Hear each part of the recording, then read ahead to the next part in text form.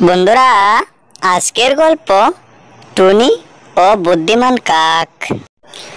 একটি জঙ্গলের ভিতর টুনি ও কাক তারা দুইজন মিলেমিশে বসবাস করত। আর টুনির সবচেয়ে কাছের বন্ধু ছিল এই কাক। একদিন কাক উড়তে উড়তে খাবারের খোঁজ করছিল। তখন কাক দূর থেকে চেয়ে দেখে টুনি একা দাঁড়িয়ে আছে। তখন কাক সেখানে যায় আর টুনি তাকে দেখে বলে, তুমি আমার সামনে কেন এসেছো? তুমি তো অনেক কালো। একথা শুনে কাক খুব কান্না করতে থাকে আর সেখান থেকে চলে যায়। আরেকদিন কাক ঈগলের সামনে যায় আর গিয়ে বলে, ঈগল ভাই, চলো তুমি আর আমি খাবার খুঁজতে বের হই।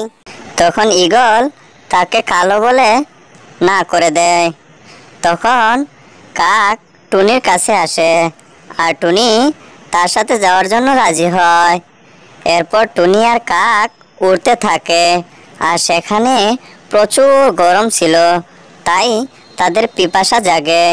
তখন তারা একটি গাছের নিচে দাঁড়ায়। তখন টুনি বলে, কাক ভাই, আমার খুব পিপাসা পেয়েছে। তখন কাক সে উড়তে উড়তে পানি খোঁজার জন্য বের হয়। খুঁজতে খুঁজতে একটি বাড়ির সামনে একটি ছোট কলস দেখতে পায়।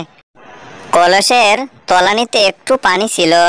তখন কাক বুদ্ধি করে কিছু পাথর নেয় আর পাথর নিয়ে সেই কলসের মধ্যে ঢালতে থাকে।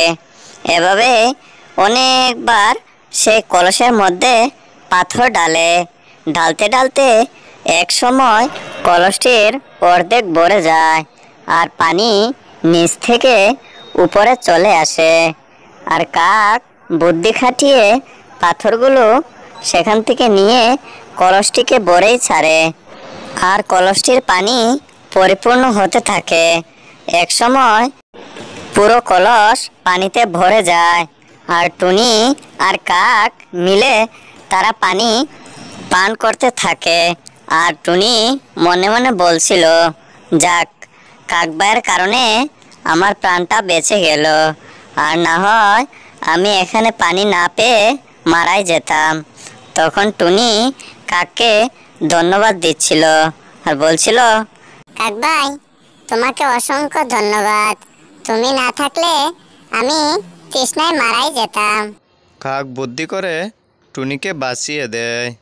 তো বন্ধুরা, আজকের গল্প এই পর্যন্তই। আরও সুন্দর সুন্দর গল্প পেতে আমাদের চ্যানেলটি সাবস্ক্রাইব করে রাখো।